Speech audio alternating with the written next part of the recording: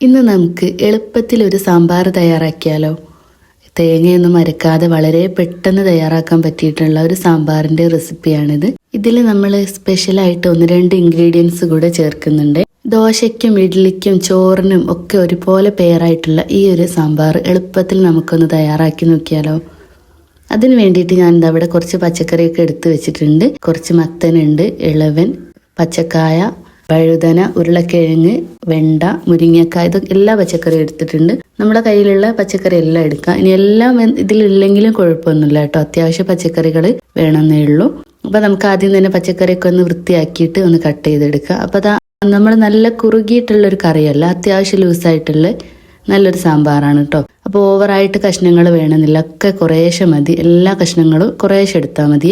ചെറിയൊരു കഷ്ണം ചേനയും അതുപോലെ മത്തനും കുമ്പളത്തിന്റെ കഷ്ണവും ഒരു വഴുതനയും ഒക്കെ എടുത്തിട്ടുണ്ട്. പിന്നെ ഒരു സവോളയും ഒരു തക്കാളിയും, ഇത്രയാണ് കേട്ടോ എടുത്തിട്ടുള്ളത്. ഇനി ഇതെല്ലാം നമ്മൾ സാമ്പാറിന് കട്ട് ചെയ്യുന്ന അതേ രീതിയിൽ ഒന്ന് കട്ട് ചെയ്തെടുക്കുക. പിന്നെ ഇതിൽ നമ്മൾ മുരിങ്ങക്കായും അതുപോലെ തന്നെ വഴുതനയും വെണ്ടയും അത് ഇതിലിടുന്നില്ല കേട്ടോ. അത് സെപ്പറേറ്റ് ആയിട്ടാണ് ഇടുന്നത്. അത് പെട്ടെന്ന് വെന്ത് പോവല്ലോ. ബാക്കിയെല്ലാം ഒന്നിച്ചാണ് വേവിക്കുന്നത്. അപ്പോൾ ആദ്യം തന്നെ ഞാനിതാ കുറച്ച് പരിപ്പ് എടുത്തിട്ടുണ്ട്. കുക്കറിലാണ് കേട്ടോ നമ്മളിത് തയ്യാറാക്കുന്നത്. മൈസൂർ പരിപ്പാണ് ഞാൻ എടുത്തത്. ഇനി തുവരപ്പരിപ്പാണെങ്കിൽ കുറച്ച് സമയം വെള്ളത്തിലിട്ടതിന് ശേഷം വെച്ചാൽ മതി. എന്നാൽ പച്ചക്കറിയും പരിപ്പും ഒന്നിച്ച് വെന്ത് കിട്ടിക്കോളും. ഈ പരിപ്പിന് വേവ് കുറവായത് കൊണ്ട് തന്നെ ഒരു വിസിലിന് എല്ലാം നമുക്ക് വെന്ത് കിട്ടും. അപ്പം നമുക്കതിലേക്ക് ഇനി പൊടികളായിട്ട് കുറച്ച് മഞ്ഞൾപ്പൊടി അതുപോലെ തന്നെ മുളക് പൊടി ചേർത്ത് കൊടുത്തിട്ടുണ്ട്. മഞ്ഞൾപ്പൊടി ഒരു 1/4 ടീസ്പൂണാണ് എടുത്തത്. മുളക് പൊടി 1 ടീസ്പൂണും പിന്നെ കുറച്ച് 1/4 ടീസ്പൂണ് കുരുമുളക് പൊടിയും കുറച്ചൊരു 1/4 ടീസ്പൂൺ സാമ്പാർ പൊടിയും അതുപോലെ 1 ടീസ്പൂൺ മല്ലിപ്പൊടിയും ആവശ്യത്തിനുള്ള ഉപ്പും കൂടെ ചേർത്തിട്ട് വെള്ളം ഒഴിച്ചിട്ട് ഒരു വിസിലടിക്കാൻ വേണ്ടിയിട്ട് വെക്കാം.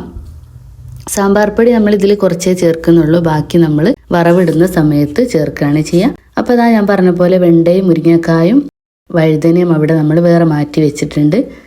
അപ്പോഴേക്കും നമ്മൾ വിസിലടിച്ചിട്ട് ഒരു വിസിൽ വന്നിട്ടുണ്ട്. നമ്മൾ പച്ചക്കറികളെല്ലാം നന്നായിട്ട് വെന്ത് വന്നിട്ടുണ്ട്. പരിപ്പും പച്ചക്കറിയും എല്ലാം വെന്തിട്ടുണ്ട്. ഇനി ഇതാ നമ്മൾ മാറ്റി വെച്ചിട്ടുള്ള പച്ചക്കറിയിൽ നമ്മൾ അതിലിടാത്ത അതിനെ ഒന്ന് ജസ്റ്റ് വെളിച്ചെണ്ണയിൽ ഒന്ന് വാട്ടിയെടുക്കാൻ വേണ്ടിയിട്ട് പോവുകയാണ്. ഓൾറെഡി അതിലിട്ടിട്ട് ഒരു വിസിലും കൂടി അടിച്ചാലും മതി. പക്ഷേ ഇങ്ങനെ വെളിച്ചെണ്ണയിൽ വാട്ടി വേവിച്ചിടുന്ന സമയത്ത് പ്രത്യേക ഒരു ടേസ്റ്റാണ് കേട്ടോ. അതുകൊണ്ട് ഞാനിങ്ങനെയാണ് ചെയ്യാറ്. ഇത് പെട്ടെന്ന് തന്നെ വെന്ത് കിട്ടുമല്ലോ. ഇളയ മുരിങ്ങക്കായാണ് അതുപോലെ വെണ്ടയും വഴുതനയൊക്കെ കുറച്ച് സമയം ഒന്ന് വഴറ്റി കൊടുത്താൽ തന്നെ നന്നായിട്ട് വെന്ത് കിട്ടും. ഇനി അത് വെന്തതിന് ശേഷം നമ്മൾ വെന്തിട്ടുള്ള പച്ചക്കറി കഷ്ണങ്ങളെല്ലാം കൂടെ അതിലേക്ക് അങ്ങിട്ട് കൊടുക്കുക. എന്നിട്ട് നന്നായിട്ടൊന്ന് തിളപ്പിച്ചെടുക്കുക കേട്ടോ, എല്ലാം കൂടെ ഒന്ന് യോജിക്കാൻ വേണ്ടിയിട്ട്. അപ്പോൾ ഇത്രയേ ഉള്ളൂ കേട്ടോ. നമ്മൾ എളുപ്പത്തിൽ നമുക്ക് പെട്ടെന്ന് തയ്യാറാക്കാൻ പറ്റിയിട്ടുള്ള സാമ്പാറാണ്. എല്ലാവരും ഒന്ന് ഉണ്ടാക്കി നോക്കണേ. ഇനി ഇതാ നമ്മൾ ആ സമയത്ത് അതിലേക്ക് ചെറിയ നാരങ്ങ വലുപ്പത്തിലുള്ള പുളി വെള്ളത്തിലിട്ട് വെച്ചിട്ടുണ്ടായിരുന്നു. അത് പിഴിഞ്ഞ വെള്ളം ഒഴിച്ച് കൊടുത്തു.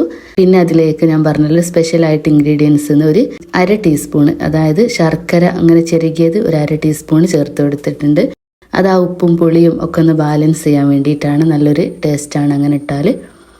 അപ്പം നമ്മളെ സാമ്പാർ അവിടെ തിളച്ച് വെന്ത് വന്നിട്ടുണ്ട്. ഇനി ഒരു വറവും കൂടി ഇട്ടാൽ സാമ്പാർ റെഡിയായി.